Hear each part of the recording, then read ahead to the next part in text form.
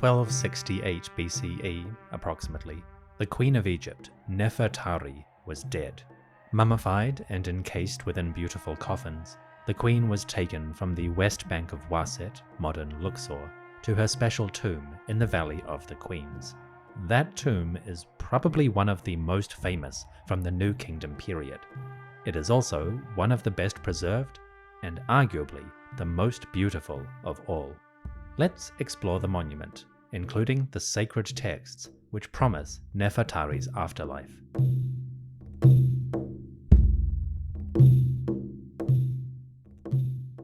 When you first enter the tomb, you are confronted with an array of hieroglyphs and stunning, colourful art.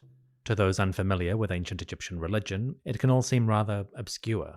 Fortunately, the past 200 years of scholarship have given Egyptologists a robust understanding of the ancient Egyptian language and a detailed knowledge of their religious texts. The tomb of Nefertari is largely decorated with chapters from the famous Book of the Dead, more accurately known as the Book of Going Forth by Day. This text describes for the deceased how they can enter into the paradise world of Osir, Osiris, what they must do, which deities they must appease, in order to pass the tests, trials, and gateways of the Duat, or underworld. Nefertari's tomb is decorated with 5 chapters from the Book of the Dead, and they give us an insight to what she hoped to achieve in eternity. In the very first chamber, on your left when you enter the tomb, you will find 3 of the walls decorated with columns of hieroglyphs, and a single artistic frieze that goes around each side of the wall. This is Book of the Dead, Chapter 17, a passage devoted to the transformation of a mortal into an effective spirit, and how they can arise from their tomb and then enter into the divine underworld. Nefertari's chamber begins with passages like these: formulations for rising and transforming, for going out and descending in the God's land, being transformed in the beautiful West. Formulations for going out by day, taking any form that the deceased, Nefertari, may desire to take, playing the board game Senet, sitting in the pavilion or tent, and going out as a living Ba soul, by Nefertari, after she moors. This is effective for the one who does it upon the earth. The words will come to pass. The hieroglyph columns may be unreadable to most, and even to many ancient Egyptians, but fortunately, above those glyphs, we have artistic scenes that spell out the very same passages. On your left when you first enter the tomb, you can find Nefertari sitting within a pavilion or tent and playing the board game Senet. Just outside of that, her Ba soul appears, a multicolored bird with a human head, standing atop a shrine that might represent her funerary chapel, or perhaps the tomb itself. Then, a figure of Nefertari kneels on the ground, and she raises her hands in the hieroglyph pose Dua, or praise. What does she praise? Well, that is a symbol of rebirth that appears on the next wall. Nefertari raises her hands to adore the Akhet, the hieroglyph symbol which means the horizon. This glyph appears on the wall as a pair of mountains with a sun disk rising between them, and a black ankh, or life, hanging from the disk. To either side, a pair of lions stand guard, the watchful eyes of Ra, who protect the horizon and guarantee the renewal of the solar cycle. Above, to drive home the point, a thick black line marks the hieroglyph Pet, meaning sky. As royalty, Nefertari's rebirth will take place in the heavens, and her immortality will follow that of Ra as he travels across the sky every day. In the next section, we have what might appear to be a scene of death. Within another pavilion or tent, a mummy lies atop a couch. To either side, a pair of kite birds stand guard. These kites are identified by hieroglyphs atop their head, which mark them as Nebet Hut, or Nephthys, and Iset, or Isis. The 2 goddesses mourn the deceased Osiris, the Osiris Nefertari, and they mark the transition from the mortal world to the world of the dead. But while the death of Nefertari is encoded in the image, her rebirth and immortality is already promised. Standing next to this tent, a large grey heron appears. This is the Bennu bird, closely associated with the sun god Ra, and in particular his great temple at Iunu, or Heliopolis. The Bennu stands as a symbol of the eternal sunrise and the renewal of the earthly cycle. So while Nefertari lies deceased as a mummy, her rebirth is already promised. The next section of the tomb is quite famous because it's beautifully decorated. Across the walls of this section, you can find Nefertari greeting great deities like Osir, Osiris, Anpu, Anubis, Net, or Neith, Ra-Horakti, Ma'at, Khepri, and Serket, or Selket. The queen herself is led into the presence of these deities by lords like Iset, or Isis, and Heru-Sa-Iset, Horus, the son of Isis. The hieroglyphs record speeches by each of these deities, who promise immortality and an abundance of offerings to Queen Nefertari. Again, the painting here is simply outstanding, with crisp, well-defined lines, vibrant colors, and an abundance of details. If you get a chance to visit, take the time to look closely at the detailing on hieroglyphs, jewelry, crowns, and the exquisite patterning on the clothing. The artists working here must have spent forever on the details, and I, for one, am eternally grateful. Through to the next chamber, you will find yourself surrounded by outstanding imagery. Directly ahead, you see two great male gods. To the left is Osir, Osiris, and to the right is Tem, or Atum, the version of Ra at the end of the day. Nefertari presents offerings to both of these gods, and she reaches out with a scepter, the hieroglyph Sekhem, meaning power. In return, Osir and Atum promise her eternity and abundance in the next life. To your right, when you enter the chamber, there is an interesting scene. A group of 8 cattle march along the wall, with a set of boat oars beneath them. This is part of Book of the Dead, chapter 148. It describes the passage of the deceased across the nighttime sky, the offerings they will receive, and the protections they will enjoy. This chapter describes things like, quote, "O good power, the good steering oar of the northern sky, of the western, eastern, and southern sky, may you grant bread and beer, offerings and provision, effectiveness, aku, for a transformed spirit, ach. May you grant to the deceased life, prosperity, and health, ankh weja seneb, happiness and endurance on earth, the effective power of Iunu, or Heliopolis, and of the Duat, or underworld."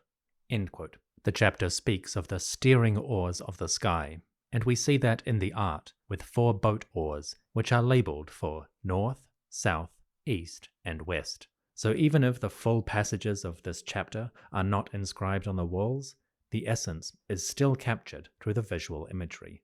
As for the cattle, they are protective deities, and they each have individual names.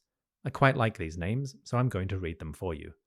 Starting at the top, on the left, we have a white cow named Circler of the Sky, Raiser of the God.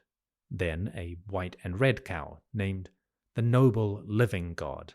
Next, a black and yellow cow named Amunet, or the Hidden One, in front of her place. And fourthly, a red cow named Temple of Sustenance. On the next layer down, we start on the right. We have a black and white, or dappled cow, who is named Uniting with Life, the Dappled One. Then a red cow, named Great of Her Love, the Red-Haired. Then a white cow, named She of Powerful Name in Her Arts. Finally, a large black bull, who is simply called the Bull of the Herd. These great gods appear to give their protection to Nefertari. And going back to the chapter from earlier, there is also an economic element. Cattle are wealth, and when properly processed, they can turn into offerings and sustenance. So the appearance of these deities helps to guarantee that Nefertari will be wealthy and provided for. She will enjoy enormous herds of cattle in her immortal estate, and naturally she will also have huge tracts of land to support them. On the opposite wall from the cows, we find Nefertari standing in front of Jahoti, or Thoth. The master of writing, the patron of scribes, Jehoti sits upon a colorful throne and holds the scepter of Was, or dominion. Nefertari makes offerings to Jehoti, and just behind her, columns of hieroglyphs present Book of the Dead, chapter 94. This particular passage is an invocation towards Jehoti, and a hope that the deceased will enjoy knowledge and literacy in the next world. Quote, "Formula for requesting a water pot and writing palette.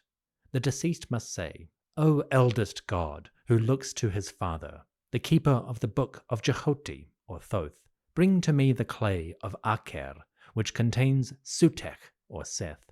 Bring to me the water pot and writing palette, which are in the writing kit of Jehoti, and the secrets that are within them. Behold, I am the writer. Bring me the fluids from Osir, that I may write with them, and put down the speech of the great god. I shall do that which is Ma'at, and send messages to Ra every day."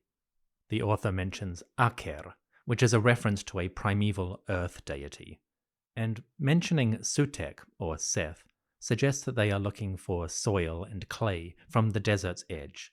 This might be the ochre which they use to make red ink, and even sand that they can sprinkle on the papyrus to dry out their ink. The fluids from Osir are presumably the black ink which they use for most of their writing. Basically, they need the writing kit and their materials. The request for writing tools is relatively simple. In ancient Egyptian society, the skill of literacy was one of the most prestigious and effective. So Nefertari and all deceased who use this spell are hoping to become literate in the next world. We have no real idea if Nefertari herself could read or write. There are diplomatic letters left by the queen, but these were probably dictated to secretaries, so we can only guess at her actual ability to read these hieroglyphs. Nonetheless, the prayer on this chamber wall gives a sense of Nefertari's hopes. She wanted to be literate in eternity.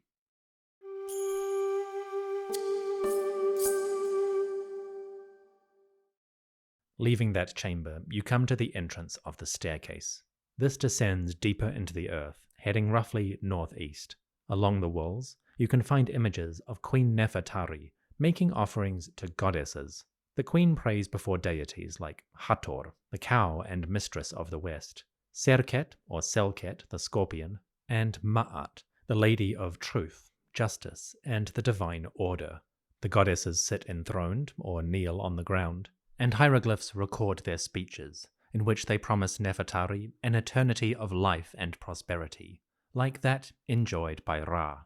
These scenes help ensure that as the deceased enters into her burial chamber, the world beyond, the world of rest, and the duat it symbolizes, is a place of order, security, and prosperity. And that is driven home by, just above the doorway, a large image of Ma'at spreading her wings to welcome the deceased. Like the Book of the Dead, such images often get a bad rap in pop culture. The idea of death shall come on swift wings to any who violates the tomb. In reality, these images are benign, welcoming. They enfold the deceased in their protection and ensure that the burial chamber just beyond the doorway is a place of safety. As you cross the threshold, you enter Nefertari's burial chamber, what the ancient Egyptians called the House of Gold. Within this magnificently appointed space, you will find Nefertari in the company of various deities, particularly beings from beyond the western horizon, the land of the dead. You will see the queen standing before Osir, Osiris, Anpu, Anubis, Hathor Imentet, Hathor of the west, and the form of Horus known as Iyun Mutef, or the pillar of his mother. All of these deities, through their various roles, promise acceptance, support, and prosperity for Nefertari as she enters her immortal house. Along the walls, you will also find texts of the Book of the Dead, and images of the lesser deities who dwell within the duat. For example, along the southern and western walls, on your left when you enter the chamber, you can find Nefertari raising her hands in adoration before a series of gates guarded by ominous-looking deities, each of whom clutch large knives like machetes. This section of the tomb records Book of the Dead, chapter 144, which describe regions of the underworld, the gods who guard and dwell within those areas, and the rewards for the deceased who successfully navigate this region. One passage, for example, says, quote, "Purification in the following of Osir, Osiris, the foremost of the West, in the course of every day. His fields are in the marsh of offerings, among the gods who know things, and among those who do things for Osir. Anpu, Anubis, who is with the offerings, has ordered that there be provisions for Nefertari from his hand. None shall take from his hand." Once again, the idea of sustenance and provisioning is central to these passages. While the Book of the Dead has a spooky reputation, it really promises good things. Another passage doubles down on that, saying, quote, "Words spoken over this image, which is in writing, drawn in red ochre, on the second tribunal of the boat of Ra. Make an offering to them of birds and incense in their presence. This means causing a transformed spirit to live, causing her to have power among these gods. It means repelling rejection at the gateways of the Duat. You must make this book, the Book of the Dead, without letting any human eye see. This means broadening movement of a transformed spirit, or Ak, within the sky, on the earth, and in the God's land, because it is more powerful for an Ak than anything else that is done for them, as portions are fixed on this day. It is a matter that is true 1,000,000 times. The gods organize the underworld both in place and in time, and the effective spirit who has entered into this realm is guaranteed provisions and offering both from the living and from the great deities. On the opposite walls, the east, you will find an additional series of deities, each of whom guard important gates. This is Book of the Dead, chapter 146, in which the deceased navigates those gateways and declares or assumes their power as an effective spirit within the next world. One passage goes as follows, quote, "I am the one who clothes his emblem standard, who goes out in the great crown. I have come, I have established the rites in Abju, or Abydos. I have opened the ways in Roset Chau, the necropolis. I have soothed the pains of Osir. I have come today by the gate of the tomb chamber. O hidden god, make a way for me, for I am Horus, the savior of his father, the son of Iset, the heir of Osir." As he approaches the gates, the effective or transformed spirit must make declarations to them, speaking their names so that they may have power over those guardians. In one passage, we find the following, quote, "Hail, says Horus, the deceased. I know you, guardians. I know your name. I know the names of the gods who guard the gates. Cutter is the name of one. Birth is the name of another. The fashioner of Sepen is the name of the third. Wep-Wawet is the name of one. Keb-Keb is the name of another. And Anpu, Anubis, is the name of the last. Make a way for me. I have come to give life to my father Osir, overthrowing all his enemies. I have come today from the southern sky. What belongs to me is that which is Ma'at." End quote. In Egyptian religion, the names of things, especially their secret names, are an important component in the magic of gods and nature. To know the true name of something is to have power over it, and to assert superiority as a more effective spirit. So as the deceased, Nefertari, comes to each gate, the Book of the Dead gives a guide to the names of these deities, so that the deceased may speak them aloud as she approaches each guardian.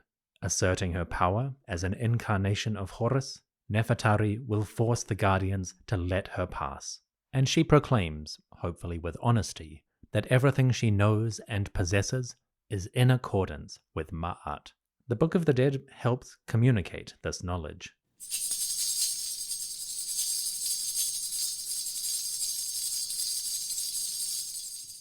Finally, the deceased has achieved identification with Osir himself. And Book of the Dead, chapter 146, concludes with a statement along those lines. It says, quote, "Pure, pure is Osir, Osiris the deceased. He has cleansed his heart in the favor of Ra, on this day of the opening of the year, or Wep Renbet. He, the Osiris or Nefertari, has acted as the transformed spirit in the presence of Osir in his festival." End quote. Through their piety on earth, the proper worship of Osir, and their adherence to Ma'at and the knowledge contained within the book, the deceased is able to transform from their earthly manifestation into that of the god himself. And chapter 148 concludes with this sentiment. Having achieved this effective transformation, Nefertari can sleep within her burial chamber or house of gold, reassured that her immortality is guaranteed. Sadly, most of Nefertari's burial was destroyed and robbed millennia ago. Only fragments remain today, including some Shabti figurines, sandals, jars and amphorae, a few pieces of bric-a-brac, and the mummified remains of the queen's knees. These are all that remain of Nefertari today, and the collection is now housed in the Egyptian Museum in Turin, Italy. Along with those, there are a few pieces of her sarcophagus, a magnificent granite box, on which were inscribed the following words, quote, "Words spoken by the Osiris, the king's great wife, Nefertari, the true of voice. She says, 'Come down, O mother Nut, the sky goddess, and spread over me, and place me among the imperishable stars that are within you, so that I shall not die.'" In response, we have, "Words spoken by Nut the mighty. She says, 'I have stretched myself over this, my daughter, the Osiris Nefertari. In this, my name of Nut. Ra himself has purified me. Your mother Nut arises and rejoices, leading you to the road of the horizon." The image of Nut, incarnation of the sky, is one of the most powerful in the world of the Egyptian dead. In fact, many sarcophagi and coffins from this period are decorated with images of Nut along the inside, promising that as the deceased transforms into their new identity, they will join with the sky goddess, and thus with Ra, who travels through the sky, to enjoy an eternal cycle of life, death, and rebirth. All of this is promised to the deceased, and as the words on her sarcophagus promise, Nefertari and Nut would go together towards the horizon.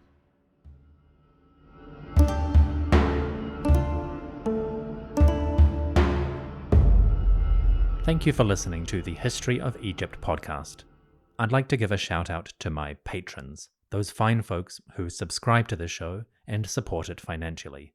Thanks to your generosity, I am able to take the time to research, write, and prepare this material, to pay for specialist books, which are often not cheap, and now to take more time editing videos so that I can present this historical information in new and interesting ways. Thank you so much to everyone who has subscribed at patreon.com/Egypt podcast. In particular, I would like to thank the priests, those fine folks who give most generously every month and in whose debt I will eternally be.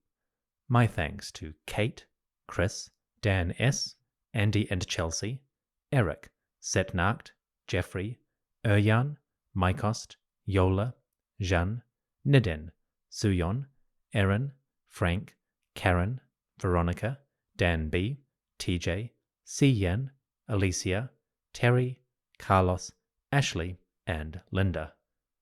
Folks, you are all most generous.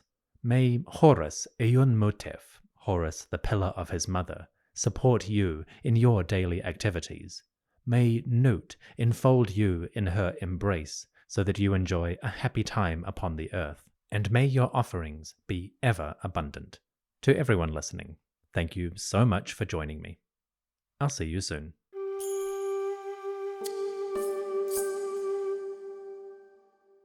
Nefertari's tomb is easily the most beautiful and carefully preserved of all the royal monuments from the New Kingdom. From the moment of its discovery, conservation became a major priority. The limestone bedrock in this part of the valley is poorer quality than usual, with high quantities of salt and gypsum. Thanks to this poor bedrock, and with the complications from a changing climate once you open the tomb, and the impact of thousands of humans visiting it annually, the monument is extremely fragile. Nefertari's tomb has undergone repeated phases of conservation. The major one was from 1986 to 1992, in which specialists from the Getty Conservation Institute and the Egyptian Antiquities Organization undertook a meticulous effort to preserve the tomb. Their work focused on repairing cracks, stitching them together carefully like you might fix a wound, injecting the plaster with new bonding materials to strengthen it, and where possible, adding translucent preservatives. They also removed, wherever possible, layers of new paint that had been added in the early 20th century by restorers patching up the tomb. As much as possible, this modern addition was taken away, so that Nefertari could appear in its original state. In places where it wasn't possible to remove that, the team added thin layers of textured plaster, so that in future, visitors and conservators can see where the modern paint stands next to the original. The team took away as much of that restoration as possible, leaving the tomb as close as they were able to its original state.